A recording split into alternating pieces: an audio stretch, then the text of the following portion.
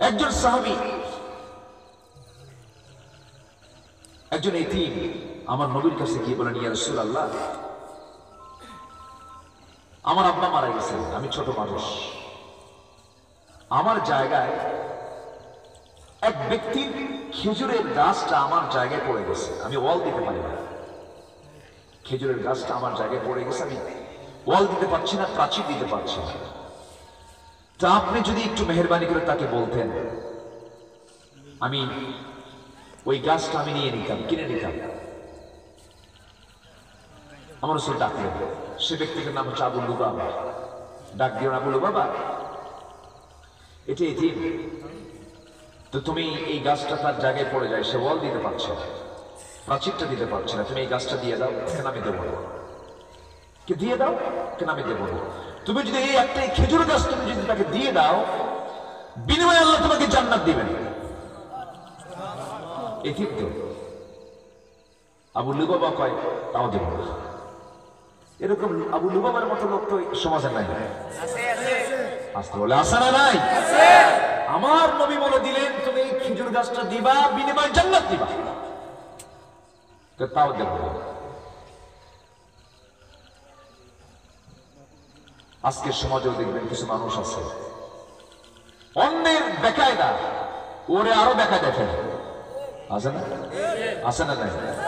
আপনার ঘরের সাথেই প্রতিবেশীর ঘর, হয়তো তার নিজের রাস্তা নাই, আপনার জায়গা পাশে দিয়ে আছে, ওই দিক দিয়ে হেঁটে হেঁটে যায়। হঠাৎ করে একদিন গন্ডগোল, ঠিক রাস্তার মাঝখানে খোটা। এটা মনে হয় মৌলভীবাজারের দিকে দেয় না, রাস্তায় খোটা মারে, খোটা মারে। জায়গা কার? দুই একজন কইছে, আর বাকি সব মানুষের। এই জায়গা কার বলেছে? জায়গা কার? জমিনটা কার? খোটা গাল লোকে, বান্দা খোটা লাগে, খোটা গাল কাকে ঠেকানোর জন্য? বান্দাকে ঠকানোর জন্য, বান্দাকে আটকানোর জন্য বান্দা খোটা মারলো। অথচ জমিন দুই বান্দার কারণ, জমিনটা কার? একটাবার যদি মনে করি আমরা এই জমিনটা আমার না, এই জমিনটা আমার নয়, জমিনটা আমার জন্য ক্ষণিকের জন্য আল্লাহ তাআলা আমার আয়ত্তে দিয়েছেন, জমিনটার মূলত মালিকানা কার? তাহলে কি আর খোটা পড়ে? তাহলে কি ওখানে খোটা গাড়ে? আপনি খোটা গাড়ে গেলেন। অথচ রাসূল বলেছেন, যে ব্যক্তি মানুষের রাস্তা প্রশস্ত করে দেবে, তার জন্য জান্নাতের রাস্তা প্রশস্ত করে দেবেন আল্লাহ তাআলা। যেরকম সুবহানাল্লাহ। আমরা রাস্তা ছেড়ে দেই না, রাস্তা আটকাই। আপনি কি ইমানদারের কাজ? ওই যে আবু লুবাবা মার্কা, আবু লুবাবা মার্কা, আবু লুবাবা দিল না। এই কথাটা আমার নবীর এই অফারটা এক সাহাবীর কানে চলে গেছে। সেই সাহাবীর নাম হলো আবু দাহদাহ রাদিয়াল্লাহু তাআলা। আবু দাহদাহ রাদিয়াল্লাহু তাআলা এর কানে এই অফারটা চলে গেছে, জান্নাতের অফার। দৌড় মেরে চলে আসছে স্পটে। স্পটে এসে বলছেন, ইয়া রাসূলুল্লাহ, আপনি কি অফারটা দিয়েছেন, আপনি কি প্রস্তাবটা দিয়েছেন, আপনি আমাকে বলেন। রাসূল বলেন, শোনো আবু দাহদাহ, এই যে এতিমের এই গাছটা বড় প্রবলেম হয়ে যাচ্ছে। এই গাছটা যদি এতিমকে দেওয়া হয়, তার প্রাচীরটা সুন্দর হয়, সুন্দর জায়গাটা ঠিক হয়ে যায়। হুজুর, আমি যদি এই খেজুর গাছটা আমি কিনে নিয়ে তাকে দিয়ে দেই, আমি কি জান্নাত পাবো না? হ্যাঁ, তুমি জান্নাত পেয়ে যাবে। এবার দর কষাকষি শুরু হয়ে গেছে আবু দাহদাহর সাথে আবু লুবাবা। বলতেছে, আবু লুবাবা, এই খেজুর গাছটা আমার লাগবে, আমাকে দিতে হবে। কেন আমি দেবো না? তুমি কি নিবা? তুমি যা চাইবা তাই দেব। অনেক কিছু প্রস্তাব দেওয়ার পর রাজি হয় না। শেষ পর্যন্ত মদিনার সবচেয়ে বড় খেজুর বাগান, সেই বাগানের ঠিক মাঝখানে তার বাড়ি, সুন্দর সাজানো গোছানো একটা পরিপাটি বাড়ি, আবু দাহদার বাড়ি। 600 খেজুর বাগান, 600 কতগুলো? 600 খেজুর বাগান, মাঝখানে একটা বাড়ি সহ। এবার বলতেছে আবু দাহদা আবু লুবাবাকে বলতেছে, আবু লুবাবা শোনো, একটা খেজুর নয়, দুইটা খেজুর গাছ নয়, এই একটা খেজুর গাছের জন্য আমি আমার 600 খেজুর গাছ সহ আমার সুন্দর বাড়িটা আমি তোমাকে দেবো, বিনিময়ে কি তুমি আমাকে একটা খেজুর গাছ দিবা না? আবু লুবাবা মুস্কি হাসে বলে, এত বোকা মানুষ হয়? বুঝলেন? ইমানদারের কি কয় মানুষ? আজ থেকে ইমানদারের মানুষ কি কয়? চরিত্রবান মানুষ কাছে কি বলে? বোকা। মানুষ কিরকম বোকা হয়? আবু লুবাবা মুস্কি হাসি মেরে দুনিয়ার দিকে তাকায়া 600 বাগান, 600 খেজুর গাছের বাগান বাড়ি সহ সে নিয়ে একটা খেজুর বাগান তাকে, একটা খেজুর গাছ তাকে দিয়ে দিল। সে একটা খেজুর গাছ এতিমকে দিয়া নিজেও নিলেন না, এতিমকে বুঝায়া দিয়া তিনি চলে আসলেন।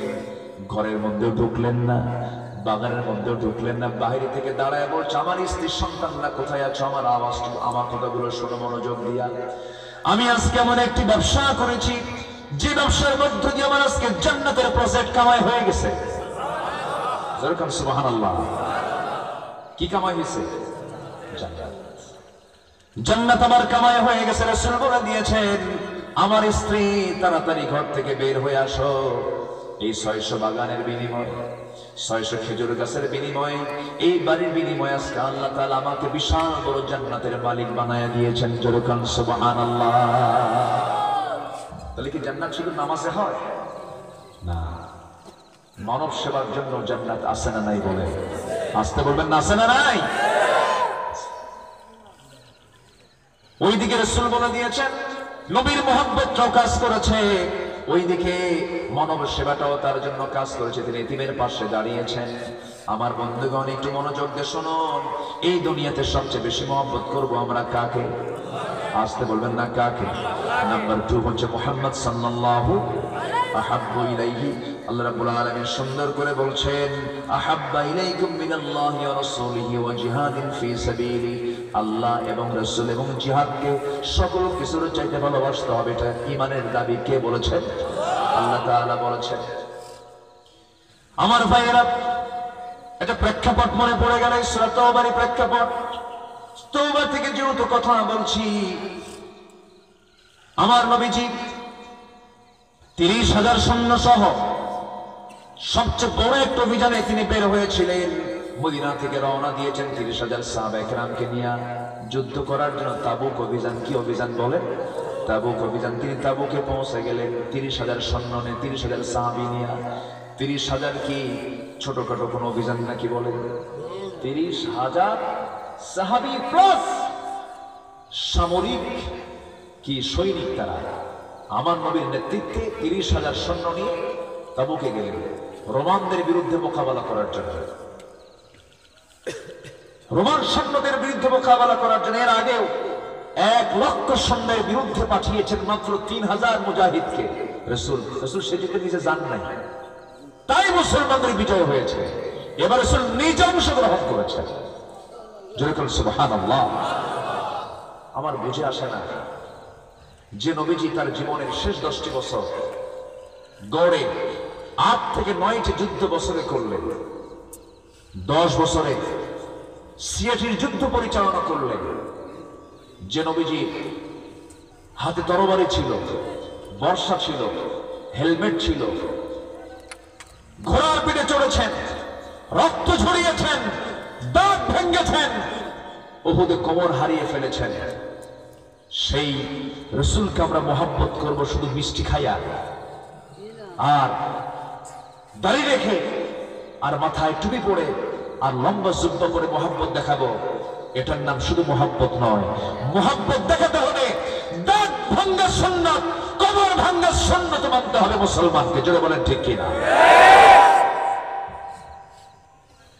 আমার নবীজি তাবুক অভিযানে 30,000 সৈন্য নিয়ে রওনা দিয়েছেন।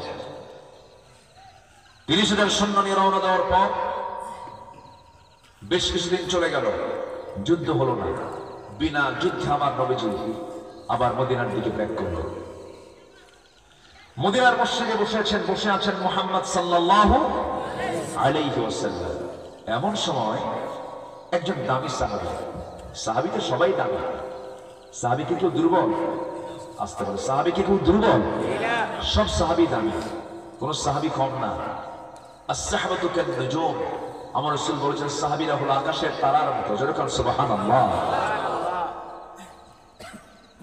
একজন সাহাবী নবীর সামনে গিয়ে আস্তে করে দুটো হাঁটু গেড়ে দিয়ে রাসূলকে লক্ষ্য করে বলেছেন, ইয়া রাসূলুল্লাহ, দারুণ একটা ভুল করে ফেলেছে। কি? জিহাদে যাই নাই। কোথায় যাই নাই?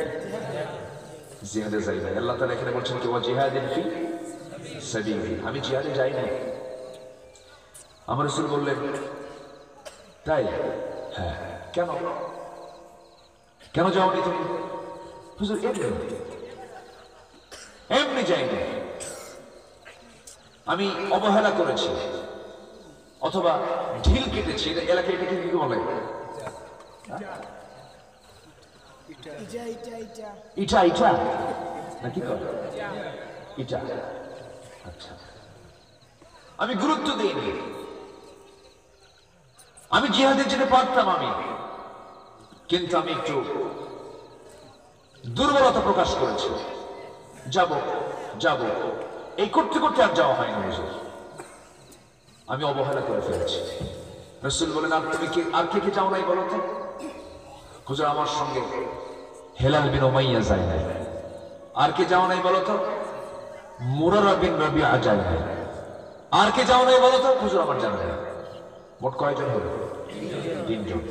এদিকে রাসূল সাথে নিয়ে গেছেন কত হাজার? বলেন কত হাজার বলেন? আমি একটু হিসাব করে বুঝাই দিচ্ছি, রাগ করতেছেন নাকি আপনারা?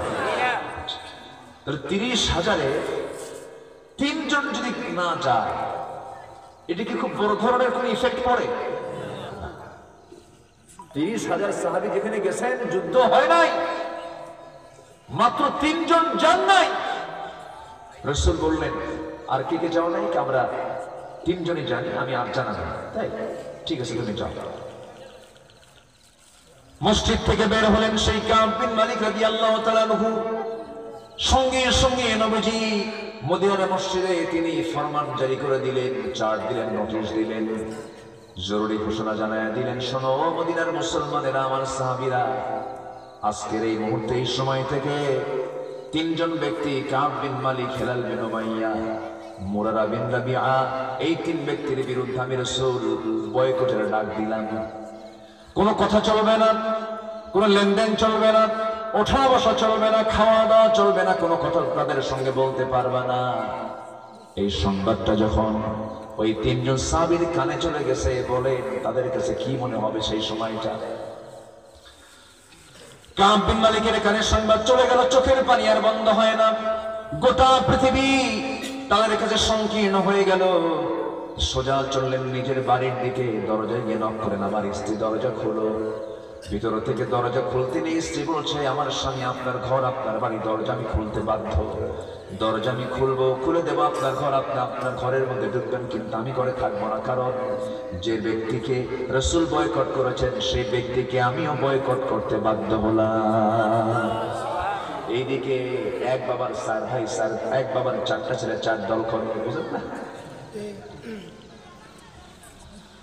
আমার ভাইয়েরা? কাব বিন মালিক ঘরের মধ্যে ঢুকতে পারলেন না, কারণ ভিতরে ঢুকলে বউ থাকবে না। ঘরের দরজা থেকে আবার বের হয়ে চলে আসলেন, নিউটার্ন করে ফিরে আসতেছেন। সামনে দেখতে পাচ্ছেন কলিজার টুকরা তার 2টা সন্তান, ছেলে সন্তান। সন্তান 2টাকে আস্তে করে ডাক দিচ্ছেন, কলিজার টুকরা সন্তানরা তো আমার কাছে আয়, তোদেরকে আমি আদর করে চুমা দেই। সন্তান 2টা বলে, না না, দেখা করবো না, কথা বলবো না তোমার সাথে, কারণ যে রাসূল তোমাকে বয়কট করেছেন আমরা তোমাকে বয়কট করলাম।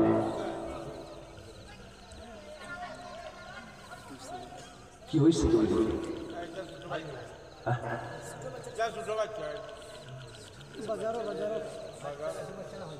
ছোট বাচ্চারা না? আমি কি শেষ করে দেব? আলোচনা চলুক চলুক চলুক, আলোচনা চলুক, হুজুর বলুক।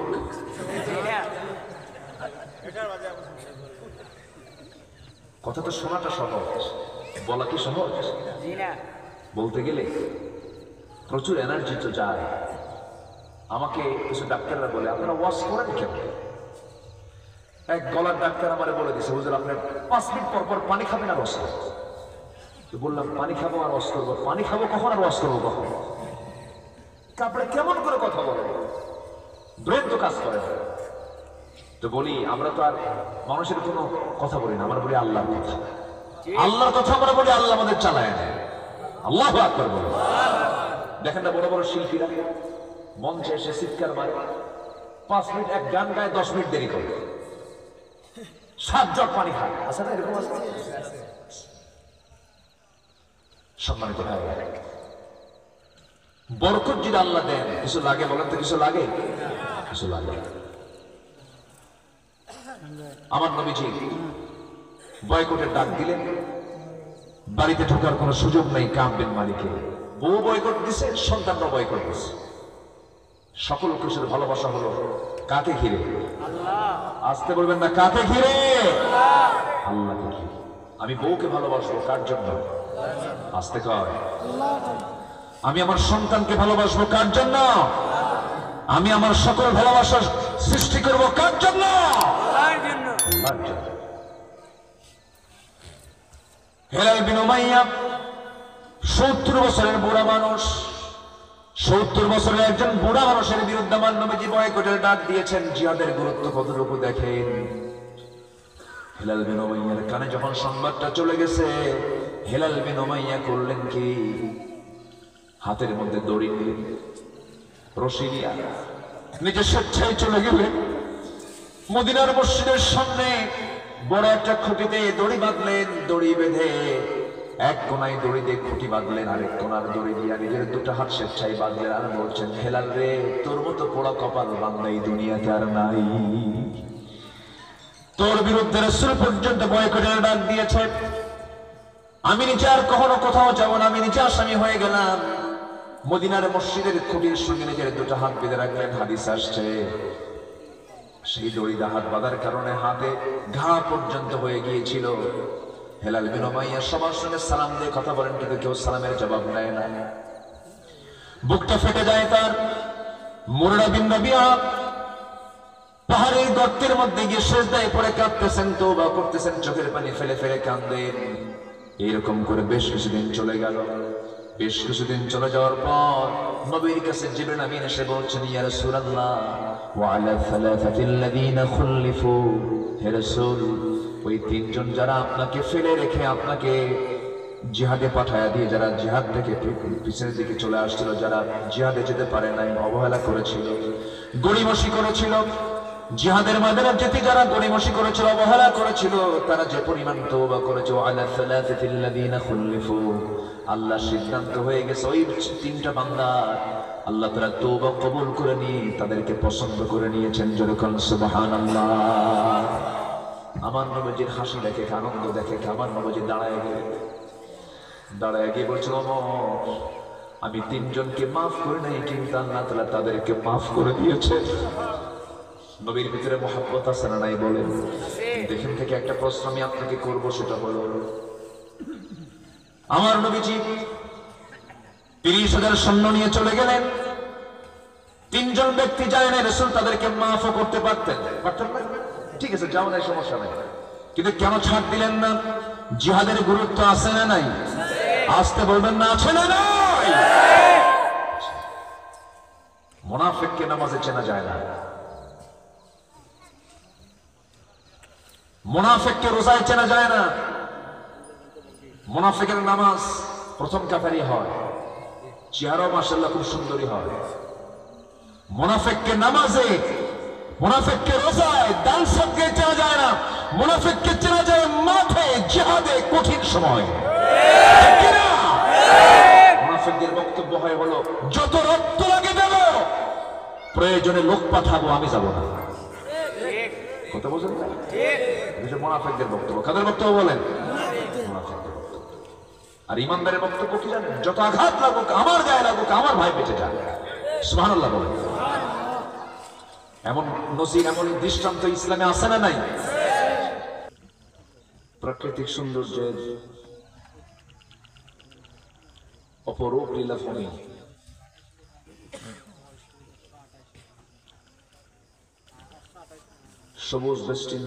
সবুজ বেষ্টিত পাহাড়ি অঞ্চল,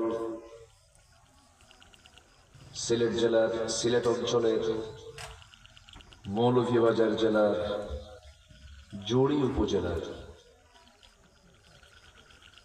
শাহপুর ইসলামী সমাজ কল্যাণ পরিষদ মাহফিল ইন্তেজামি কমিটি কর্তৃক আয়োজিত 2 দিন ব্যাপী 30তম তাফসীরুল কুরআন মাহফিল 2024। এই মহতী মাহফিলের সম্মানিত বরেণ্য সভাপতি, আজকের মাহফিলের বরেণ্য হযরত উলামায়ে কেরাম, ফদলায়ে ইসলাম, সুশীল সমাজ, জাতির শ্রেষ্ঠ সন্তান, শিক্ষক মণ্ডলী, জাতির বিবেক, সাংবাদিক বৃন্দ, সামনে উপস্থিত, দূরে কাছের বিভিন্ন স্থান থেকে ছুটে আসা কালেমার ঝান্ডাবাহী, তাওহীদের পতাকাবাহী, দ্বীন ইসলামের নরসারদুল বীর মুজাহিদ, প্রাণ প্রিয় সম্মানিত দ্বীনি ভাইরা, আড়ালে বসে আছেন শ্রদ্ধেয়া সম্মানিতা মা বোনেরা। আলোচনার সূচনায় আনুষ্ঠানিকতার মধ্য দিয়ে আমার পক্ষ থেকে আবারও দিল খোলা সালাম, আসসালামু আলাইকুম ওয়া রাহমাতুল্লাহি ওয়া বারাকাতুহু।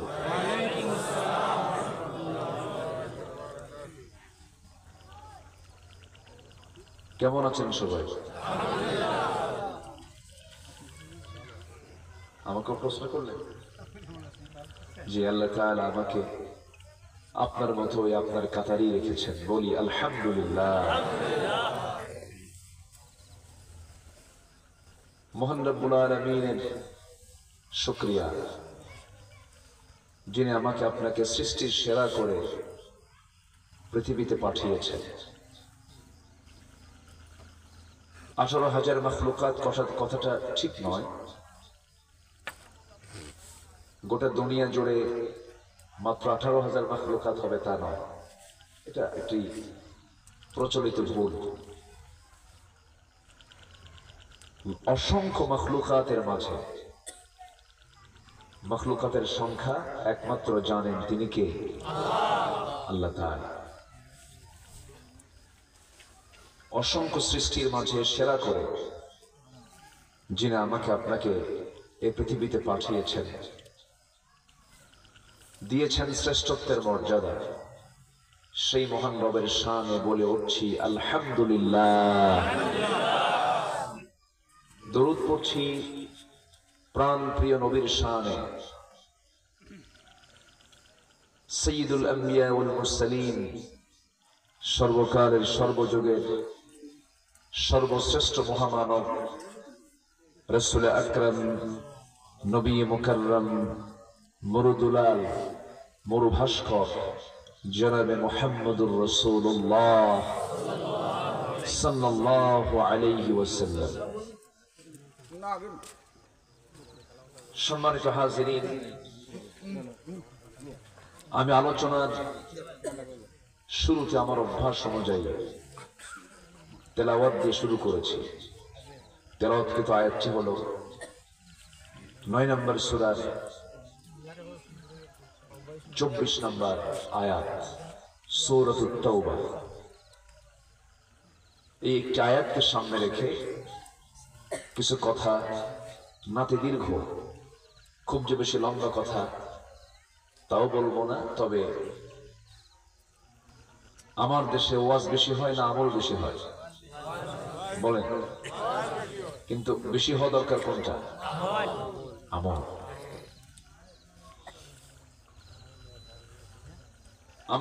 আল্লাহ তাআলা যেন আমাদের সবাইকে আমলের নিয়তে শোনার এবং বলার তৌফিক দান করেন। জোরে বলি আল্লাহুম্মা আমিন। এটা হয় না মনিটর, হয় না? তোলা যাচ্ছে না, সাউন্ড কই যায়? চতুর্থ আসমানে এটা নিয়ে আসছেন কেন? বক্সের আওয়াজ হতে হয়, আমার কানে আওয়াজ দেন। তো এগুলো না দিয়া মাইক দিবেন, তাহলে তাও তো ভালো হয়। কর্নারে দুটো চোঙ্গা দিয়ে লাগাই দিবেন, তাও তো ভালো হয়। ব্যাস। সম্মানিত হাজিরিন, মহান রব্বুল আলামিনের পক্ষ থেকে আমার আপনার জন্য থাক, দরকার না, আপনি সরাই দেন, দেখি সরাই। ও যদি নিজে ওয়াজ করে আমি ওয়াজ করবো, কি বলে?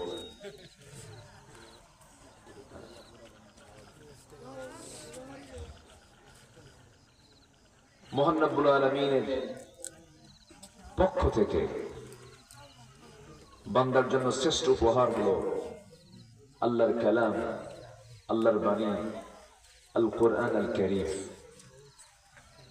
এই কিতাব যদি নাজিল না হতো আমি আমার রবকে চিনতাম না। এই কিতাব যদি নাজিল না হতো আমি জান্নাত বুঝতাম না, আমি জাহান্নাম বুঝতাম না, সিরাতুল মুস্তাকিমকে আমি চিনতে পারতাম না, রাস্তা ভুলে যেতাম। এখন যেমন ম্যাপ দেখে দেখে যদি কেউ ঢাকার কোনো পুরান ঢাকার কোনো অলিগলিতেও যেতে চায়, গুগল ম্যাপ অনুযায়ী সে যেতে পারে। এটা তার একটা রাস্তা চেনার মাধ্যম। তো জান্নাত যাওয়ার জন্য একটা রাস্তা আছে না নাই বলেন তো? সে রাস্তা কি গুগল ম্যাপে আছে? বলেন, গুগল ম্যাপে কি সে রাস্তা পাওয়া যাবে? জান্নাতে যাওয়ার যে রাস্তা, সে রাস্তা যে কিতাবে পাওয়া যায়, সেই কিতাবটা লৌহে মাহফুজে সংরক্ষিত ছিল। 23 বছর আল্লাহ তাআলা প্রয়োজনের পরিপ্রেক্ষিতে পৃথিবীর প্রথম ঘর কাবার বাসিন্দা মুহাম্মদুর রাসূলুল্লাহ সাল্লাল্লাহু আলাইহি সাল্লামের উপরে মক্কা থেকে নাজিল হওয়া শুরু হলো এবং শেষ ফিনিশিং হলো মদিনায় গিয়ে। 114টি সূরা কমপ্লিট আল্লাহ তাআলা আমার রাসূলকে উপহার দিলেন এবং জানিয়ে দিলেন এই কথাও, যেটা অত্যন্ত আনন্দের আয়াত ছিল সাহাবে কেরামদের জন্য। আল্লাহ রাব্বুল আলামিন বলেন, اليوم أكملت لكم دينكم وأتممت عليكم نعمتي ورضيت لكم الإسلام دينا। আমি আজকের দিনে জীবন বিধান হিসেবে ইসলামকে পরিপূর্ণ করে দিলাম, তার উপরে রাজি থাকলাম, সন্তুষ্ট হয়ে গেলাম। আয়াতটা যখন নাজিল হয় সাহাবে কেরামদের মধ্যে আনন্দে সাহাবে কেরাম আত্মহারা হয়ে পড়ছিলেন। চরম আনন্দ সাহাবে কেরামদের মধ্যে বিরাজ করছিল। কিন্তু একজন জ্ঞানী সাহাবী, আমার নবীর বাল্য জীবনের বন্ধু, 3 বছরের ছোট বড়, নবীর খুব কাছের মানুষ, নবীর আরেক দিক থেকে শ্বশুর, ইসলামের প্রথম খলিফা সাইয়েদনা আবু বকর সিদ্দিক রাদিয়াল্লাহু তাআলা আনহু, ডুকরে ডুকরে একটা কোনায় গিয়ে অঝরে ঝরায় কান্নাকাটি করছিলেন। সাহাবে কেরাম গিয়ে বলছেন, ভাই আবু বকর, এত একটা পছন্দের আয়াত আমাদের উপরে নাজিল করলেন আল্লাহ তাআলা, তুমি কাঁদো কেন? এর কান্না করার কারণটা কি? সঙ্গে সঙ্গে সাইয়েদনা আবু বকর বলছেন, আমাদের উপরে তো আল্লাহ রাজি হয়ে গেছেন, দিন তো পরিপূর্ণ হয়ে গেছে, কিন্তু আমার একটা কথা বারবার মনে পড়ছে, রাসূলকে আমরা আর বেশি দিন এই দুনিয়াতে পাবো না। সবাইকে কোরআন একরকম বোঝে? কোরআনের অর্থ কি সবাই একরকম বোঝে? এই জন্য কোরআনের তাফসীর, হাজার হাজার তাফসীর পৃথিবীতে আছে। তাফসীর তো কালামুন নাস, মানুষের কথা। দেখেন কি আয়াত নাজিল হলো, কিছু সাহাবীর চোখে আনন্দ প্রকাশ পাচ্ছে, আর একজন সাহাবী সাইয়েদনা আবু বকরের চোখে কান্না প্রকাশ পেতেছে। সঙ্গে সঙ্গে বলা হলো, আবু বকর তুমি কেঁদো না, কেঁদো না। তিনি বলছেন, কাঁদবো না কেন? আমার প্রাণপ্রিয় রাসূল আর পৃথিবীতে বাঁচবেন না, কারণ তার মিশন শেষ হয়ে যাওয়ার পথে, তার কাজ শেষ হয়ে যাওয়ার পথে। আল্লাহ রাব্বুল আলামিন তাকে কি জন্য পাঠিয়েছিলেন? হুয়াল্লাযী আরসালা রাসূলাহু বিল হুদা ওয়া দীনিল হক লিইয়ুযহিরাহু আলাদ-দীনি কুল্লিহি ওয়া কাফা বিল্লাহি শাহীদা ওয়ালাউ কারিহাল মুশরিকুন। জোরে বলুন আল্লাহু আকবার। তিনি সেই মহান প্রভু যিনি তার রাসূলকে দ্বীনে হক দিয়ে দুনিয়াতে পাঠিয়েছেন, যেন তিনি এই দিনটাকে সকল দিনের উপরে যেন বিজয়ী করতে পারেন। আমার নবীজির 10টা বছর পাড়ি হয়ে গেছে মদিনায়। বদর পাড়ি দিয়েছেন, উহুদ পাড়ি দিয়েছেন, খন্দক পাড়ি দিয়েছেন, হুনাইন পাড়ি দিয়েছেন, তাবুক পাড়ি দিয়েছেন, মুতা পাড়ি দিয়েছেন। 86টি যুদ্ধ আমার নবীজি 10 বছরে পরিচালনা করেছেন। দিনটা বিজয়ী হয়ে গেছে। গোটা বিশ্বর পর্যায়ে দিন চতুর্দিকে ছড়িয়ে পড়া শুরু হয়ে গেছে। আমার নবীর দাওয়াতি মিশন সাকসেস হয়ে গেছে। আল্লাহ তাআলা রাজি হয়ে গেছেন। রাসূল বাঁচবেন না, রাসূল দুনিয়া থেকে বিদায় নেবেন। এই জন্য সবচেয়ে বেশি কান্না করছেন আমার নবীর সবচেয়ে প্রিয় মানুষের নামটা কি বলে? আবু বকর রাদিয়াল্লাহু তাআলা আনহু।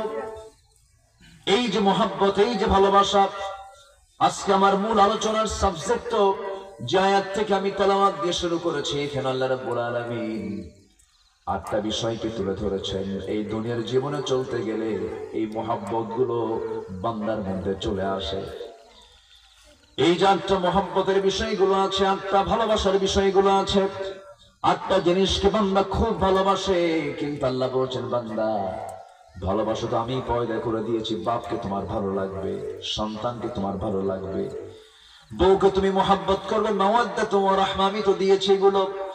কিন্তু যত মহব্বত, যত ভালোবাসা গুলো আছে, সকল কিছুর ঊর্ধ্বে রাখতে হবে একজন, তিনি হচ্ছেন আমার মালিক। তিনি কে? আসতে বলবেন না, তিনি কে?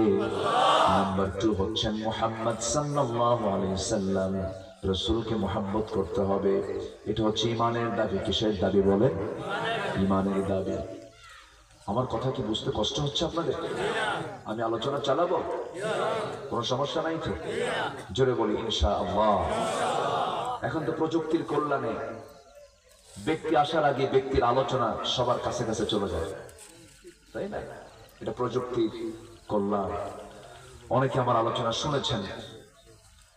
আমি বড়লেখার জুড়িতে প্রথম সফর আমার আজ থেকে 19 বছর আগে। প্রথম সফর আমি করেছি হলো কাঁঠালতলী না কলাজোড়া না কোথায় যেন আসছি, অনেক আগে। এই জনপদগুলো আমার চেনা আছে, আসছি। এই চাঁদ মাথা মুখ আল্লাহ তাআলা আমাকে বারবার দেখান, আলহামদুলিল্লাহ। সম্মানিত ভাইয়েরা, গতকালকে আমি ঘুম থেকে যখন উঠছিলাম, মৃত্যুর সংবাদ শুনতে পেলাম। প্রায় রাস্তাঘাট যখন চলাফেরা করে মাইকে বেজে ওঠে একটি শোক সংবাদ, অমুক ব্যক্তির ইন্তেকাল হয়েছে। কিন্তু এই যে শোক সংবাদটা আমাদের সামনে আসে, আমার বাবার মৃত্যুর দৃশ্য আমার সামনে চোখে পড়ে, আমার ভাইয়ের মারা যাওয়ার দৃশ্য আমার চোখের সামনে পড়ে, কিন্তু পরিবর্তন কোথায়? চেঞ্জ কোথায়? বান্দার চোখের সামনে একটা বান্দা মারা যাচ্ছে। মান আকিয়াসুন নাস, আমার রাসূলকে বলা হলো সবচেয়ে চালাক লোকটা কে? আমার রাসূল বলেন, ক্বালা আকসারুকুম যিকরান লিল মাউত ওয়া আকসারুকুম ইস্তিআদাদা। সবচেয়ে চালাক লোক সেই যে তোমাদের মধ্যে মৃত্যুর কথা যে ব্যক্তি বেশি বেশি করে স্মরণ করে। কিন্তু কোথায়? আজকে তো সেই চিন্তা আমার মনে হয় নাই বললেই চলে। আমার দেশে এখন কি ক্ষমার নীতি চলে না প্রতিশোধের নীতি চলে? ক্ষমা না প্রতিশোধ? প্রতিশোধ। আমার দেশে আবাদ হয় মানবতার না হিংসা? মানবতার না হিংসা? ফেরেশতার কি কোনো ভুল হয়? আসতে বলে, ফেরেশতার কোনো ভুল হয়? ভুল হওয়ার কোনো যোগ্যতা তার আছে? মানুষের। কিন্তু আমার দেশের লোকের তো ভুলও তো হয় না, ভুল নাই। দেশ স্বাধীনের পর থেকে নিয়ে আজ পর্যন্ত যারাই ক্ষমতায় ছিলেন, কোন ক্ষমতাধর, কোন রাষ্ট্রপ্রধান, কোন এমপি অথবা কোন মন্ত্রী আমার জানা নাই এ পর্যন্ত কেউ বলেছেন যে আমি এই কাজটা ভুল করেছি? বলেন তো, এরকম কি কেউ শুনছেন আপনারা যে আমি ভুল করলাম, আমি পদত্যাগ করলাম, ভুল করছি আমি পদত্যাগ করলাম, অথবা এরকম কিছু? আজ পর্যন্ত কেউ কি বলেছে যে আমি এই কাজটা আমার ভুল হয়েছে? তাহলে আমার দেশের মানুষ কিন্তু ভুলও করে না, ফেরেশতাও ফেল। কথা বুঝেন? আমার বন্ধুগণ, তাহলে বোঝা গেল আমাদের চিন্তা চেতনার মধ্যে কিছু সমস্যা রয়ে গেছে, আমাদের আকীদার ভিতরে বিশ্বাসের মধ্যে কিছু ফাটল রয়ে গেছে। অনেকে চিন্তা করেন 5 ওয়াক্ত নামাজ পড়বো, রমজান মাসে রোজা রাখবো, টাকা আছে মাঝে মাঝে হজ করবো, ফেসবুকে দিয়ে দেব, বাবার টাকা আছে, ব্যবসা বাণিজ্য আছে, মসজিদ একটা বানাবো সুন্দর দেখে, মাদ্রাসা একটা বানাবো সুন্দর দেখে, আমার তো দিনের কাজ করা শেষ হয়ে গেল। কিন্তু আমার বন্ধুগণ, সারা জীবন আপনি নামাজ পড়লেন, রোজা রাখলেন, হজ করলেন, দান সদকা করলেন, মসজিদ মাদ্রাসা বানালেন, কিন্তু আল্লাহ তাআলা যে দিনটা দিয়েছেন, ইসলামটা দিয়েছেন, কোরআনটা দিয়েছেন, এই কোরআনটা আপনি জীবনের সব জায়গায় মানলেন না। আপনার ঈমান এখনো আনা হয় নাই, ঠিক কি না? এখনো ঈমান আনা হয় নাই।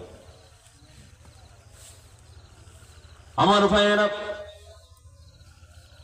আমি মুসলমান, আমি কেমন করে সুদের কারবার করি, আমি মুসলমান কেমন করে আমার বউকে বেপরদায় রাখি, আমি মুসলমান কেমন করে আমি নামাজ না পড়ে থাকি, আমি মুসলমান আমি কেমন করে বনের সম্পত্তি মেরে খেয়ে থাকি, আমি মুসলমান আমি কেমন করে অন্যের কাজটা নিজে করি, অন্যের সিলটা নিজে মারি। কেন?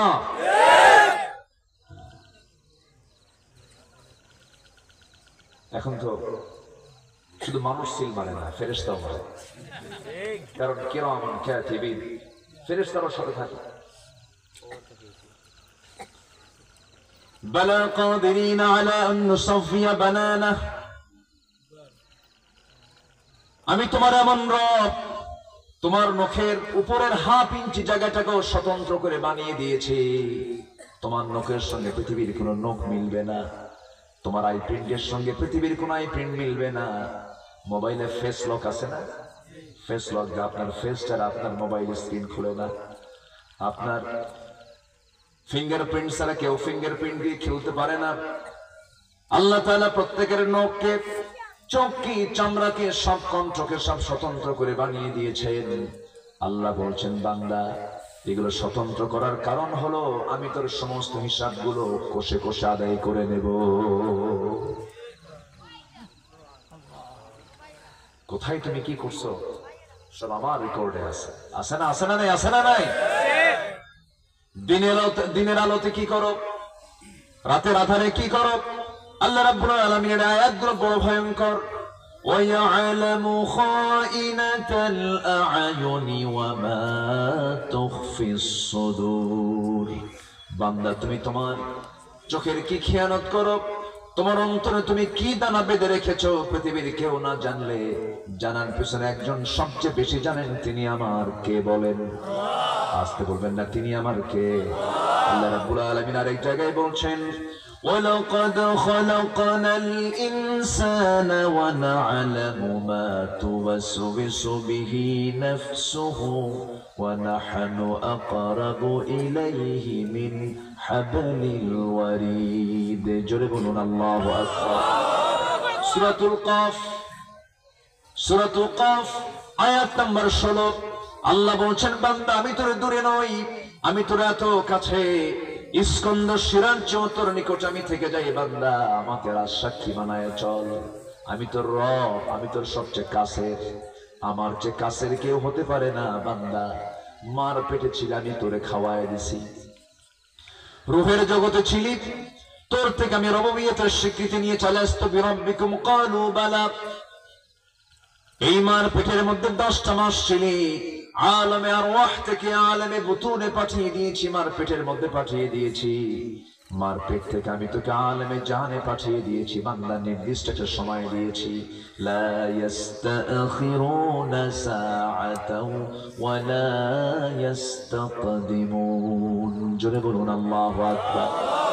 যখন মৃত্যুর সময় চলে আসবে, এক সেকেন্ড আগে হবে না, এক সেকেন্ড পরও তোর মরণ হবে না। সব টাইম গুলো বেঁধে দিয়েছি বান্দা, আমার কাছে তুই ফিরে আসবি। কিন্তু আমি আল্লাহ আমার পক্ষ থেকে তোর কাছে আমার সেটাই হলো অর্ডার, ডান হাতে আমলনামা নিয়ে আয় তুই আমার কাছে, ডানপন্থী হয়ে তুই আয় আমার কাছে, ইমানটা পাকাপোক্ত করে আয় তুই আমার কাছে। আমার বন্ধুগণ, ইমানই ঠিক নাই, আপনি দান করে কি করবেন? ইমান ঠিক নাই, আপনি নামাজটা পড়ে আপনার কি লাভটা হবে? আপনি নামাজ পড়ছেন কিন্তু দল করতেছেন, মানুষের তৈরি করা দল। আসতে কন কেন? যদি বলুন ঠিক কিনা? আপনি কোন নেতার নেতৃত্ব মানেন যে নেতা নামাজ পড়ে না? আছে না? ওই যুবক, তুমি কোন দলের পিছনে ঘোরো যেখানে ইয়াবা পাওয়া যায়, যেখানে নেশা পাওয়া যায়, যে নেতা তোমার হাতে নারী তুলে দেয়, তোমাকে চরিত্রহীন বানানোর জন্য চেষ্টা করে, ওই সমস্ত নেতৃত্ব তোমার মানা যাবে না। যে নেতৃত্বে নামাজ নাই, যে নেতৃত্বে চরিত্র নাই, যে নেতৃত্বে আখিরাত হারাতে হবে, সেই নেতৃত্বের মুখে আমরা জুতা মারি।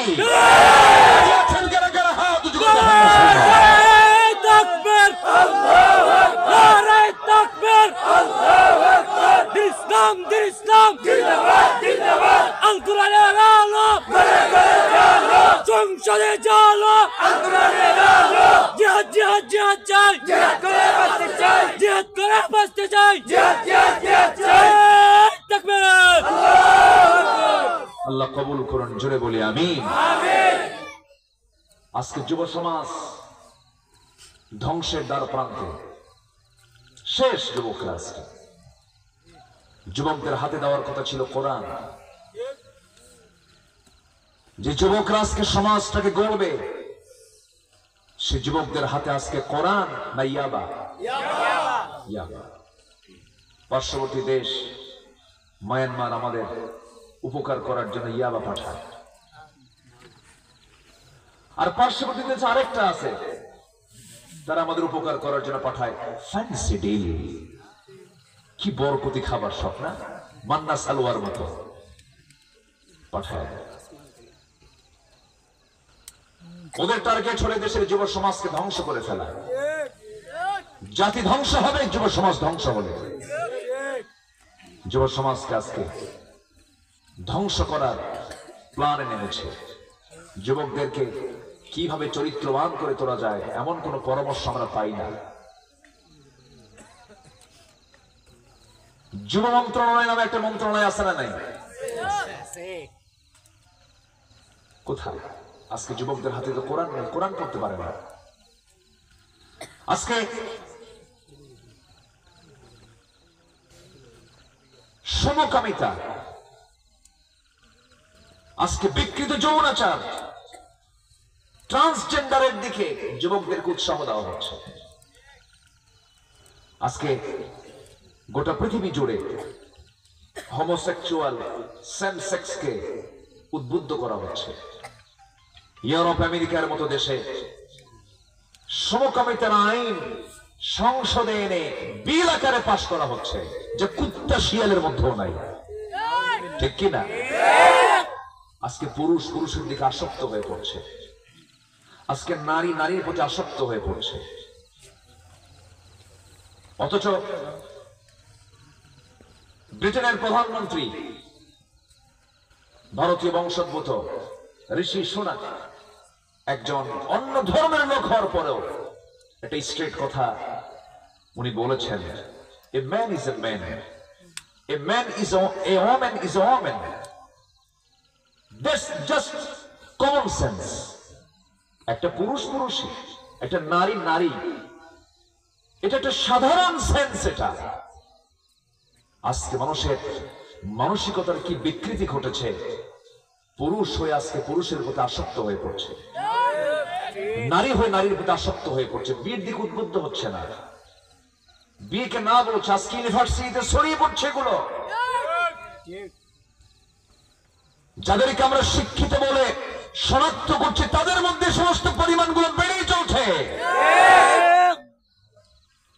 এদের পেছনে প্রমোট করছে পশ্চিমা কিছু ধ্বজভঙ্গর কিছু লোকেরা, চরিত্রহীন কিছু লোকেরা এগুলোর জন্য কাজ করছে। ট্রান্সজেন্ডার করছে, LGBTQ নামে ওদের সংস্থাও আছে, গোটা দুনিয়া কেন্দ্রিক ওরা এগুলো সামনের দিকে এগিয়ে নেবার জন্য চেষ্টা করছে। এই সমকামিতা আজকের ইতিহাস নয়, আজ থেকে 5000 বছর আগে চালু করেছিল কওমে লূত। কওমে লূত আলাইহিস সালামের স্ত্রী সুদ্ধা তার বউ পর্যন্ত কাফেরদের সাথে যোগসাজশ করে সমকামিতাকে তারা প্রমোট করেছিল। সেই সমকামী কওমে লূতকে জমিনে গেড়ে দিয়েছেন তিনি কে? আল্লাহ। আসতে বলবেন না তিনি কে? যুবকরা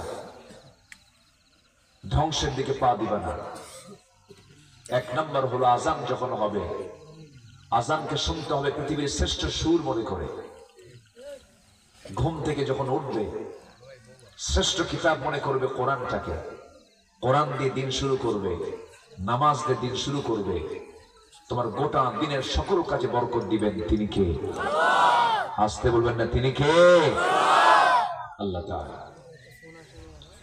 আমার বন্ধুগণ, এই পৃথিবীতে জন্ম নিয়ে যিনি পৃথিবীতে এসেছেন, মৃত্যু তার অবশ্যম্ভাবী, সে দুনিয়া থেকে বিদায় হবে। আমিও মরে যাব, আপনিও মরে যাবেন, কেউ বাঁচার জন্য আসি নাই। দুনিয়া থেকে বিদায় নেব আমি। কিন্তু আল্লাহ তাআলা কত দরদ দেখে বলছেন, বান্দা তুই মরবি না, তুই মরিস না। আল্লাহ তাআলা বলছেন ওয়ালা তামুতুন্না। দেখেন আল্লাহ তাআলা কি সুন্দর করে বলছেন, ওয়ালা তামুতুন্না, মরিস না। ওয়ালা তামুতুন্না ইল্লা ওয়া আনতুম মুসলিমুন। মুসলমান না হয়ে তুমি আমার কাছে এসো না, মৃত্যুবরণ করো না। মুসলমান হয়ে তুমি আমার কাছে আসো। আল্লাহ চান না কোন বান্দা জাহান্নামে চলে যাক, কিন্তু বান্দা জাহান্নামে যাবে বান্দার দোষে না আল্লাহর দোষে? বলেন বলেন বলেন, কার দোষে? আবার কিছু কিছু বান্দা বলে আমি ভালো হই না কেন, আল্লাহরই তো দোষ, আল্লাহ কি আমার ঠিক করতে পারে না। দেখছেন এরকম তেড়ি মার্কা কিছু লোক আছে না, বাঁকা মার্কা লোক আছে না? বিড়ি খায় ও আর দোষ দেয় আল্লাহরে। বিড়ি খাচ্ছে ও, লাঞ্চ মশাচ্ছে। ডাক্তার বললো বিড়ি খেলে পরে আপনার লাঞ্চ নষ্ট হয়ে যাবে। বিড়ি খায় আর আল্লাহরে কয় আল্লাহ আমার লাঞ্চ যেন ঠিক থাকে।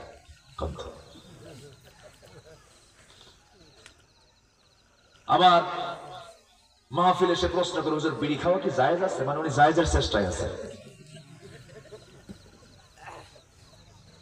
সম্মানিত ভাইরা, মুসলমানদের লাইফ স্টাইল হবে মুসলমানের মতো, মুসলমানের জীবন যাত্রা হবে ইসলামকে সামনে রেখে। কিন্তু সেই চিত্র আজকে আমরা দেখি না। সূরাতে ইসলাম নেই, সিরাতে ইসলাম নেই। 18 কোটি মুসলমান বাংলাদেশে বসবাস করে, অধিকাংশ দাড়িওয়ালা না দাড়ি ছাড়া? আসতে করে দাড়িওয়ালা না দাড়ি ছাড়া? একজন নবীর নাম বলেন যে নবীটা দাড়ি ছাড়া ছিলেন? আছে? নাই। তাহলে আমি কোন সংস্কৃতি, কোন সভ্যতার ধ্বজাধরী হলাম? আমি মুসলমান ধরে জন্ম নিয়ে আমার মুখে দাড়ি রাখতে আমার কি বাধা? কেন? আমি কেন বাধাগ্রস্ত হচ্ছি? এর কারণটা কি? অবশ্যই আমার ব্যর্থতা, এখানে আমার অপূর্ণতা, অযোগ্যতা আছে না নাই? আসতে বলবেন না আছে না নাই? আবার দাড়ি রাখার জন্য কিছু কন্ডিশন করে দেওয়া হয়, অমুক নিয়োগ অমুক নিয়োগ, অমুক জায়গায় দাড়ি রাখার কোনো কন্ডিশন নাই, এরকমও করা হয়। আছে না? আসতে বলবেন না আছে না নাই? আচ্ছা আমার ভাইয়েরা, সূরাতে ইসলাম থাকতে হবে, সিরাতে ইসলাম থাকতে হবে। আল্লাহ রাব্বুল আলামিন সেই জন্য রাসূলকে কি মডেল বানায় দিয়েছেন সবাই বলেন, লাকাদ কানা লাকুম ফি রাসূলিল্লাহি উসওয়াতুন হাসানাহ লিমান কানা ইয়ারজুল্লাহা ওয়াল ইয়াওমাল আখির ওয়া যাকারাল্লাহা কাসীরা। জোরে বলুন আল্লাহু আকবার। তোমাদের জন্য উত্তম আদর্শের বাস্তব নমুনা কেউ নন, তিনি হচ্ছেন জনাবে মুহাম্মদুর রাসূলুল্লাহ সাল্লাল্লাহু আলাইহি ওয়াসাল্লাম তোমাদের উত্তম আদর্শের বাস্তব নমুনা। জোরে বলি সুবহানাল্লাহ। আমরা এমন মডেল পেয়েছি যে মডেলটা ফলো করলে পরে বান্দা অনায়াসেই জান্নাতে চলে যাবে। আমরা এমন আদর্শ পেয়েছি যে আদর্শের সার্টিফিকেট কেউ দেয় নাই, দিয়েছেন কে? আসতে বলবেন না, দিয়েছেন কে? আল্লাহ নিজে বলছেন নুন ওয়াল কলমি ওয়া মা ইয়াসতুরুন মা আনতা বিনি'মাতি রাব্বিকা বিমাজনুন ওয়া ইন্না লাকা লাআজরান গায়রা মামনুন ওয়া ইন্নাকা লাআলা খুলুকিন আযীম। জোরে বলুন আল্লাহু আকবার। হে রাসূল, আমি আপনাকে সুমহান চরিত্র অধিকারী বানায়া দিয়েছি, আমি আপনাকে বিশাল সম্মানে সম্মানিত করেছি। যে রাউফুর রহিম আল্লাহ তাআলা নিজের নামে উল্লেখ করেছেন, ওইদিকে আল্লাহ রাব্বুল আলামিন রাসূলের শানও বলছেন লাকাদ জাআকুম রাসূলুম মিন আনফুসিকুম আজিজুন আলাইহি মা আনিতুম হারিসুন আলাইকুম বিল মুমিনিনা রাউফুর রহিম। জোরে বলুন আল্লাহু আকবার। আমার নবীর চরিত্রিক সনদ দিয়েছেন কে? আমরা চরিত্রের সনদ নেব কার দফতর থেকে? কার দফতর থেকে বলেন? আল্লাহ বলছেন বান্দা তুই এমন কিছু কাজ করবি আমি তোকে চারিত্রিক সনদ দেব। জোরে করে আল্লাহু আকবার। বহু জায়গায় আল্লাহ রাব্বুল আলামিন বলেছেন উলাইকা হুমুস সাদিকুন, এরাই হলো সত্যবাদী। কার কথা? আল্লাহ যদি আমাকে আপনাকে সত্যবাদী বলেন, এই সার্টিফিকেট দিলেন কে? বলেন আল্লাহ দিলেন। আল্লাহ যদি আমাকে সার্টিফিকেট দেন, সেই সার্টিফিকেট দিয়ে বান্দা জাহান্নাম পাবে না জান্নাত পাবে? জান্নাত পেয়ে যাবে। আমার বন্ধুগণ, কি আদর্শ আমার নবী! আমার নবীর কাছে যে আসতো সে কেউ হতাশ হয়ে যেত না, সবাই কিছু আশা নিয়ে চলে যেত। যদি বলি সুবহানাল্লাহ। আমার নবীর কাছে যে আসতো রাসূল কখনো রূঢ় ভাষায় কথা বলতেন না, কি মিষ্টি মুখে কথা বলতেন। কোন এক মাহফিল আলোচনা করছেন, আমার নবীজি বয়ান করছিলেন, এমন সময় এক যুবক, মিকদাদ তার নাম, সামনে দাঁড়ায় আছে, বসার জায়গা পায় না। রাসূল বলছেন তুমি দাঁড়ায় আছো কেন? বসার জায়গা নাই না। নবীজি নিজের গায়ের চাদরটা তার দিকে নিক্ষেপ করে বলছেন যুবক, আমার চাদরটা দিলাম, তুই আমার চাদরের উপরে বস। সুবহানাল্লাহ।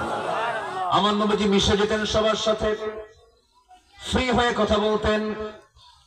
একজন সাহাবী রমজান মাসে রোজা রেখে স্ত্রীর সহবাস করে ফেলেছেন। নবীর কাছে এসে বলেন হুজুর কাম তো সারছি। কি করছো বলো? হুজুর স্ত্রীর সহবাস করে ফেলেছি। স্ত্রীর সহবাস, নিজের স্ত্রীর সঙ্গে যদি কেউ সহবাস করে গুনাহ তো হওয়ার কথা নয়, কিন্তু রমজান মাসেও স্ত্রীর সঙ্গে রোজা রেখে সহবাস করা যাবে না। সওয়াবের কাজ না গুনার কাজ? রোজা ভেঙে যাবে, রোজা নষ্ট হয়ে যাবে। নবীর কাছে এসে যখন বললেন ইয়া রাসূলুল্লাহ এত বড় আমি ভুল করে ফেলেছি, রাসূল বললেন কোনো কথা নাই, একটানা 60টা রোজা তুই রাখ, 60টা রোজা রাখো। হুজুর আমার ক্ষমতাই নাই, গায়ে এত শক্তি নাই, রোজা রাখতে পারুক না।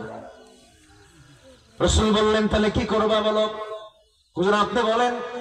60 জন মিসকিনকে খাবার খাও। হুজুর আমার তো বাড়িতে ভাত নাই, 60 মিসকিনকে খাবার খাওয়াবো কেমনে? এবারে রাসূল চুপ মেরে আছেন, কিচ্ছু বলতেছেন না। সাহাবীও চুপ করে বসে আছে। এমন সময় একজন সাহাবী কার্টন ভরা খেজুর নবীর সামনে উপহার দিয়ে গেলেন। রাসূল বলছেন ও আমার সাহাবী, এই কার্টনটা নিয়া অনেকগুলো খেজুর আছে, তুমি মানুষকে তুমি এটা দিয়ে দাও। হুজুর আমি মানুষকে দেবো কেমনে? সবার যে অভাব আমার বাড়িতে তার চেয়ে বেশি অভাব, আমার বাড়ির বাচ্চারা না খেয়ে আছে। রাসূল একটা মুস্কি হাসি মেরে বললেন যা কার্টন তুই নিয়ে যা, তুই খা যা। রাসূল কত সহজ করে দিয়েছে। আমার নবীর কাছে কেউ হতাশ হয়ে ফিরতো না, আমার নবীর কাছে কেউ হতাশা নিয়ে ফিরতো না। নবীজি তাকে সান্ত্বনা দিয়ে বিদায় দিতেন। বিশ্ব নবী মুহাম্মদ সাল্লাল্লাহু আলাইহি ওয়াসাল্লাম, সেই রাসূল হচ্ছেন আমার রাসূল, সেই নবী হচ্ছেন আমার নবী। সেই রাসূলকে না মেনে আপনি কোন নবীর কাছে যাবেন? সেই রাসূলকে না মেনে আপনি কোন নেতার কাছে যাবেন? কোন আপনার আদর্শের কাছে যাবেন? কোন আদর্শ আমাকে জান্নাত নিতে পারবে না, কোন নেতৃত্ব আমাকে জান্নাত নিতে পারবে না। আমার রবকে, আমার রবকে, আমার দিন কি, আমার দল কি? জোরে জোরে জোরে জোরে। আমার রবকে, আমার দল কি, আমার দিন কি, আমার নেতা মুহাম্মদ সাল্লাল্লাহু, আমার রবকে, আমার দল কি, আমার নেতাকে মুহাম্মদ সাল্লাল্লাহু, আমার সংবিধান কি, আমার সংবিধানটার নাম কি বলেন? কোরআন। এই কোরআন, ইসলাম, আমার নবী এবং আল্লাহ, এই চারটা কথার মধ্যে যে ব্যক্তি কোনো কিছু বলতে আসবে আমরা তার টুটি চেপে ধরবো। রাজি আছেন সবাই? এখানে কোনো আপোষ করা যাবে? আপোষ করা যাবে? ক্লিয়ার তো? আজকে বেশি লাগে নাকি? আমার ভাইয়েরা, সাল্লু খামসাকুম, ইত্তাকু রাব্বাকুম, সুমু শাহরাকুম, وأدوا زكاة أموالكم وأطيعوا أمراءكم تدخلوا جنة ربكم أو كما قال عليه الصلاة والسلام। রাসূল বললেন, আল্লাহকে ভয় করো, রমজান মাসে রোজা রাখো, 5 ওয়াক্ত নামাজ পড়ো, যাকাত ঠিকমতো আদায় করো। তোমাদের মধ্যে যে নেতা, সে নেতারা তোমরা নেতৃত্ব মানো। কোন নেতা? বিড়ি খাওয়া নেতা, গাঁজা খাওয়া নেতা, হ্যাঁ? কি ফাটান ফাটানো! কোরআন তেলাওয়াত করার কোন লোক নেই পার্লামেন্টে। পার্লামেন্টে শিল্পীরা যায় ভরে গেছে, এক শিল্পী এবার আউট হয়েছে। ঠিক আছে না?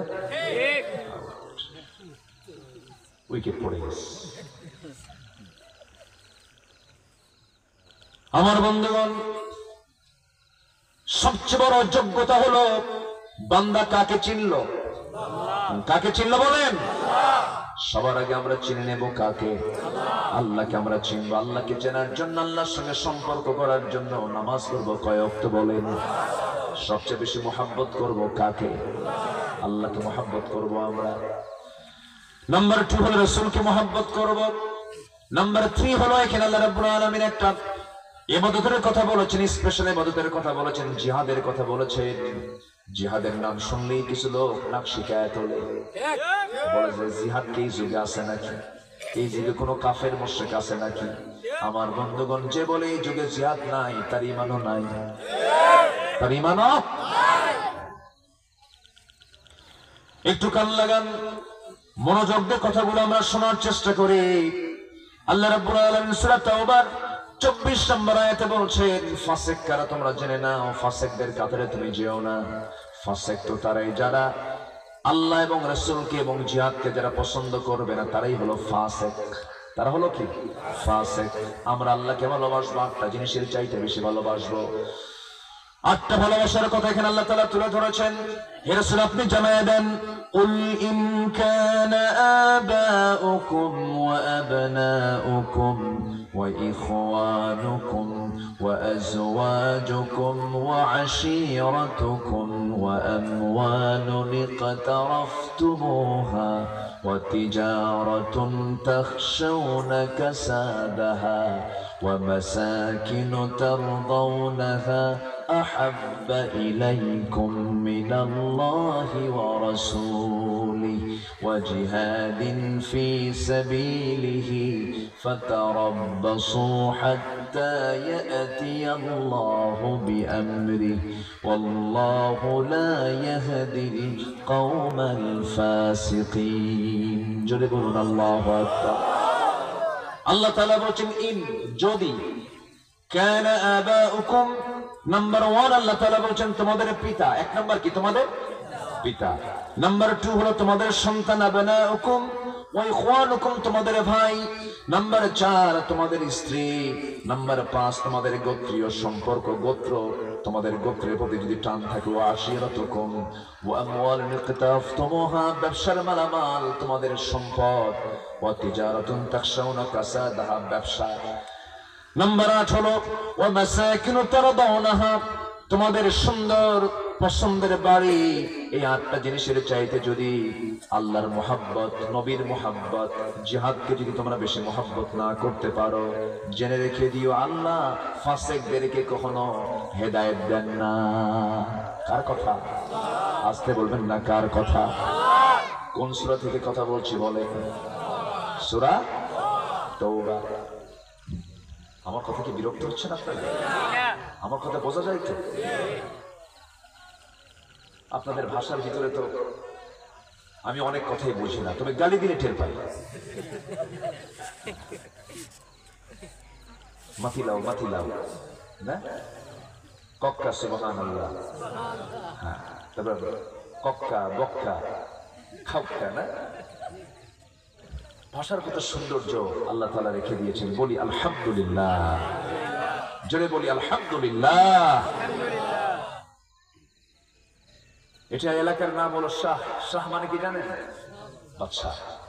এখানে কোনো ফকির টকির নেই, শাহপুর, তাই না? মানে এখানে কোনো ফকির টকির নাই।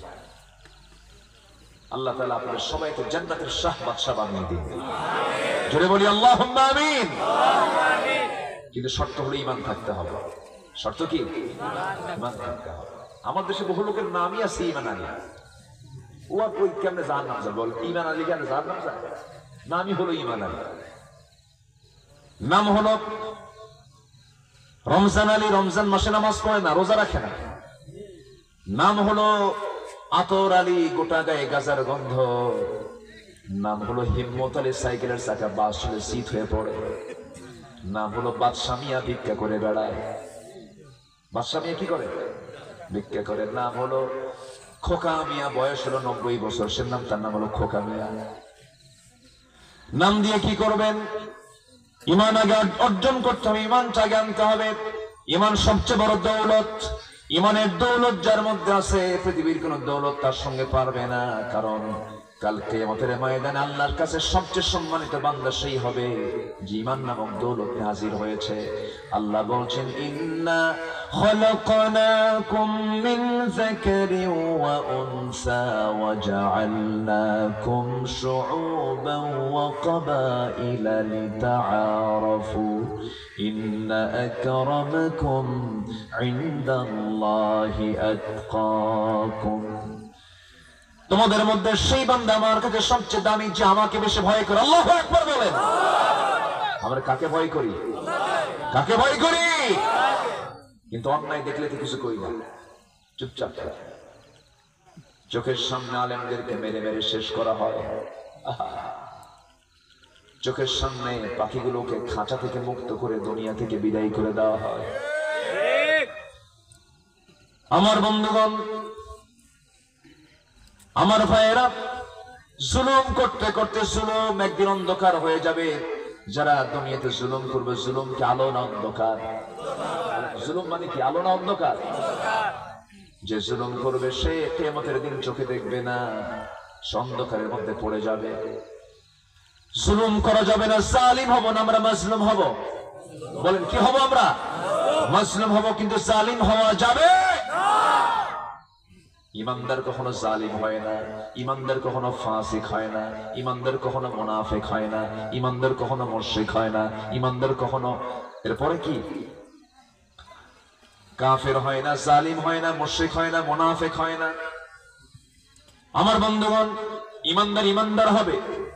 সেই ইমানদারের জন্য আল্লাহ রাব্বুল আলামিন বলছেন, বান্দা শোনো, তোমার বাবা, তোমার ভাই, তোমার সন্তান, এরপরে তোমার স্ত্রী, তোমার গোত্র, তোমার ব্যবসা, তোমার মালামাল, এরপরে তোমার প্রিয় বাসস্থান, এই 8টা জিনিসের চাইতে বেশি প্রিয় হতে হবে। 1 নাম্বার তিনি কে? আসতে বলবেন না, তিনি কে? যুদ্ধের ময়দানে একজন সাহাবী নিজের বাপকে সামনে চোখে দেখতে পেলেন। বদর যুদ্ধ ইমানদার কাফেরদের শুধু যুদ্ধ নয়, বদর যুদ্ধ হলো বাপ বেটা যুদ্ধ। বদর যুদ্ধ হলো ভাই ভাই যুদ্ধ। বদরের যুদ্ধ হলো জামাই শ্বশুর যুদ্ধ। বদর যুদ্ধ হলো স্বামী স্ত্রীর যুদ্ধ। আল্লাহু আকবার বলেন। বংশ যুদ্ধ, একই বংশের যুদ্ধ, একই আত্মীয় স্বজনদের মাঝে যুদ্ধ। বদর যুদ্ধ রাসূল বলেন, সাহাবীরা, বদর যুদ্ধে আমরা সবাই যাচ্ছি, তোমরা কি জানো?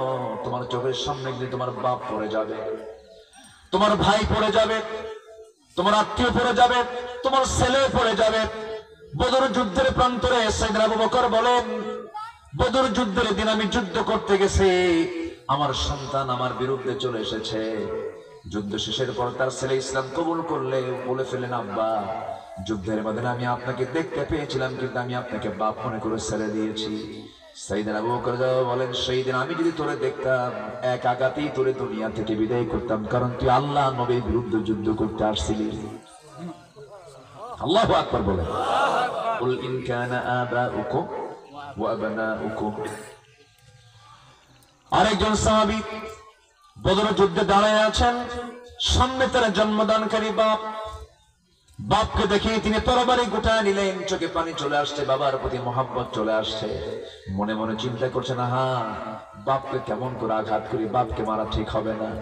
তরবারি গোটায় নিয়ে তিনি ফিরে আসতেছেন, পরক্ষণে মনে মনে ভাবতেছেন, বাপকে বাপ মনে করে যদি আজকে ছেড়ে দেয়, কিন্তু সে তো ইসলামের দুশমন, আমার নবীর দুশমন, আল্লাহর দুশমন, তাকে আজকে ছেড়ে দিলে পরে কিয়ামতের দিন আল্লাহ তাআলা আমাকে আসামির কাঠগড়ায় দাঁড় করাবে। এই কথা মনে করে বাপকে বাপ না মনে করে, দেখেন আল্লাহ তাআলা আয়াতের সঙ্গে তাদের বাস্তবতার কি মিল ছিল। সঙ্গে সঙ্গে ইউটার্ন করে ঘুরে দাঁড়ালেন, তরবারি হাত থেকে বের করলেন, তরবারি কোষমুক্ত করলেন, বাবার সামনে গিয়ে আল্লাহু আকবার বলে শিরকের প্রতীক মনে করে বাবার গর্দান পর্যন্ত হাঁকা দিলেন। মস্তকটা ছিটকে পড়ে গেল, বাপ দুনিয়া থেকে বিদায় নিল। যুদ্ধের ময়দানে মুসলমানদের বিজয় চলে এসেছে, সবার চোখে মুখে হাসি, ওবায়দের মুখে কান্না, ওদের চোখে কান্না। রাসূল বলেন, সাহাবীরা, আমার ওবায়দা কান্দে কেন? হুজুর, ওবায়দার বাপ আজকে যুদ্ধে মারা গেছে। কে মারছে তোমরা তার বাপ? হুজুর, আমরা কেউ মারি নাই। কে মেরেছে? ওবায়দা নিজেই মেরেছে। রাসূল হাতটা আগায় দিয়ে বলছেন, ওবায়দা আমার বুকে আয়, আজকে তোর এই কাজটা তোর জন্য জান্নাতের কারণ হয়ে গেছে। জোরে বলি সুবহানাল্লাহ, আরো জোরে বলি সুবহানাল্লাহ। আমার দেশে এমন ফ্যামিলি আছে, একই বাবার 4 ছেলে, 4 ভাই 4 দল করে। আছে না? 4 ভাই 4 দল করে। যে দল ক্ষমতায়, সেই ভাইকে ডাক দিয়ে পারিবারিক বৈঠকে বলে, শোনো, 5 বছর তোমার দল ক্ষমতায়, যত সমস্যা তুমি দেখবা, আবার আমরা যখন আসবো তোমার সমস্যা আমরা দেখবো। কি সুন্দর, তাই না? হ্যাঁ, ভালো না? খুব ভালো না? ইমানদারের বৈশিষ্ট্য দেখবে। এই সমস্ত চিন্তা ফিকির করে জান্নাত পাওয়া যাবে? আসলে জান্নাত পাওয়া যাবে। আপনি নামাজে ইসলাম মানবেন, রোজার মধ্যে ইসলাম মানবেন, রাজনীতিতে, রাষ্ট্রনীতিতে, সমাজনীতিতে, অর্থনীতিতে ইসলাম মানবেন না, আপনি মুসলমান নন, আপনি প্রতারক, আপনি মুনাফিক, আপনি হিমক্কাই।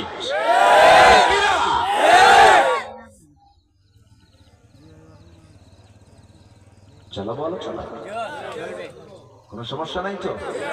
এখানে 7:30 আজান হবে। জোরে বলি ইনশাআল্লাহ, পর্যাপ্ত সময় আছে।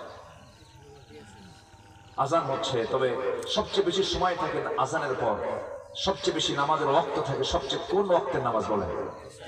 কোন নামাজ? ইশা। তাহলে টেনশন আছে কি? কোন টেনশন আছে?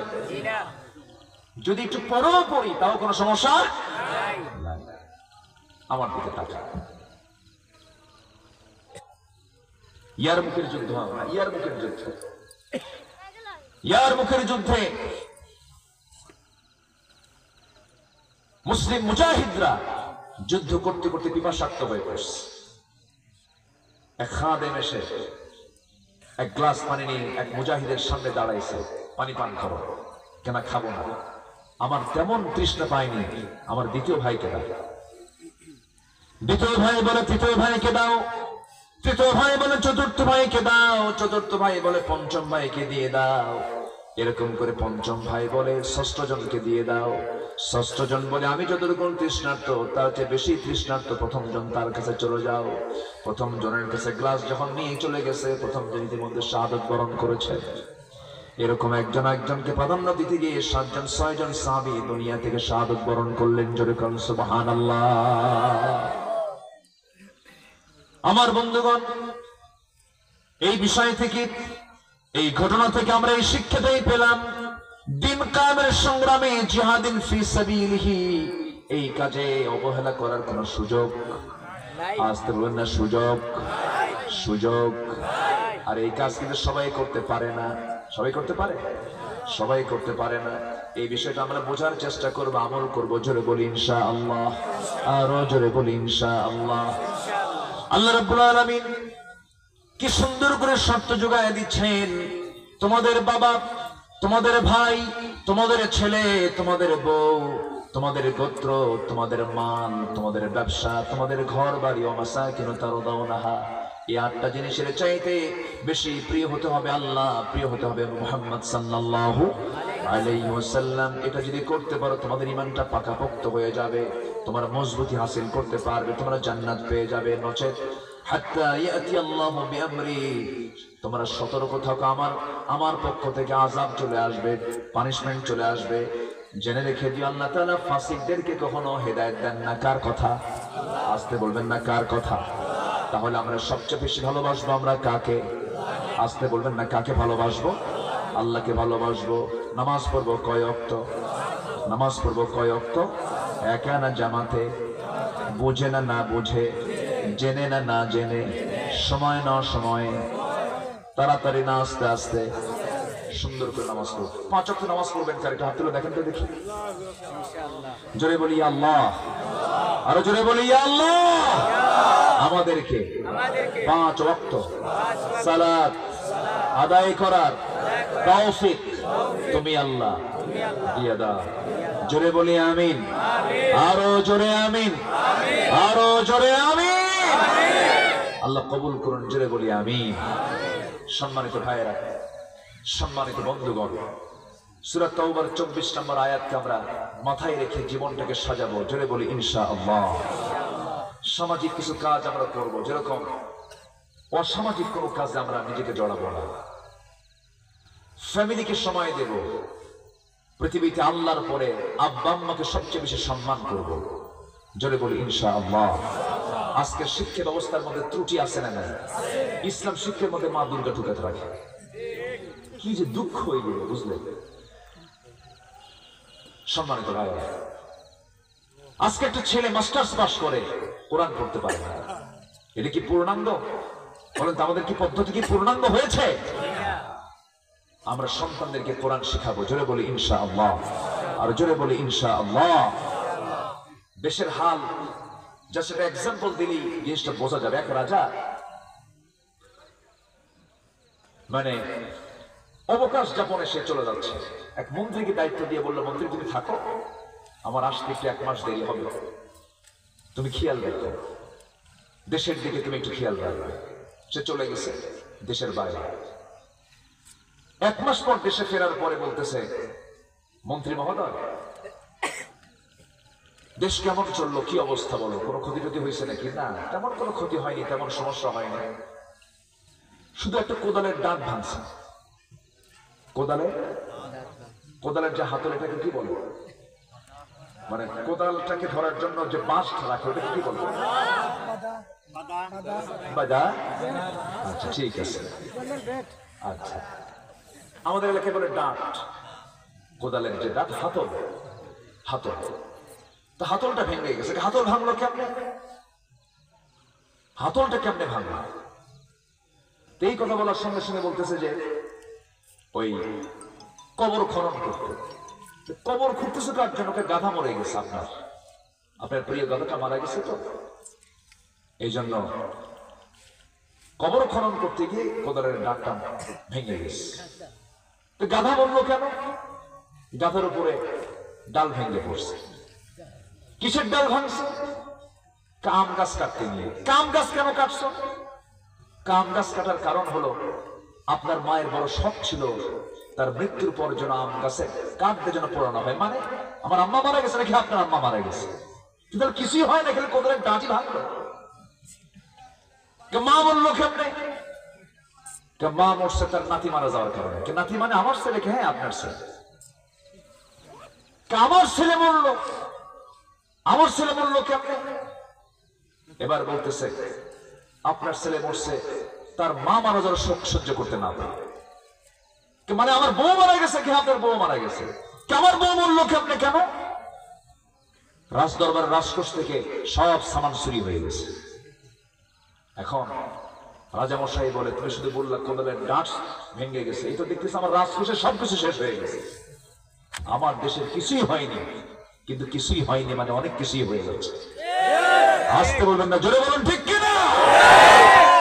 তাহলে বোঝাই দিচ্ছি আমরা কোদালের কি হাতল ধরেছি। আকল মন্দ ইশারা বাসাত, সচেতন ব্যক্তির জন্য ইঙ্গিতটাই যথেষ্ট।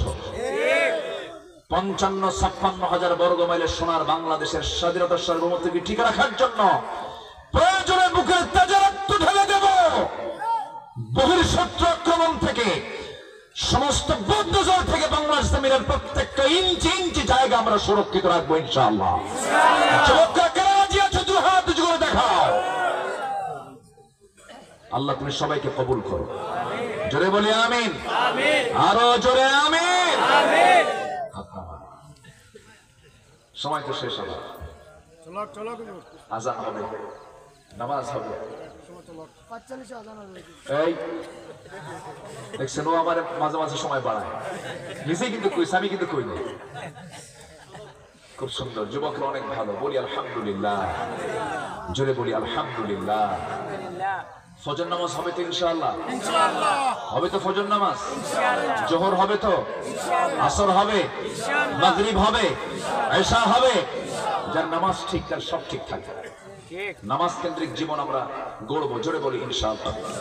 বউকে বলবো তুমি নামাজ পড়বা, রান্না করবা, নামাজ পড়বা না তোমার রান্না খাবো না। ক্লিয়ার কথা। যার নামাজ নাই তার কিচ্ছু নাই। যে নামাজ পড়লো না সে কুফরি করলো। কাফের এবং মুমিনের পার্থক্য হলো তারকুস সালাহ, নামাজটাকে ছেড়ে দেওয়া। আল ফারকু বাইনাল মুমিন ওয়াল কাফির। এত বড় শক্ত কথা নামাজের ব্যাপারে যে বলা হয়েছে, কোন ইবাদতে এত কথা বলা হয়নি। সে নামাজ আজকে খেলায় খেলায় কেটে দেওয়া হয়।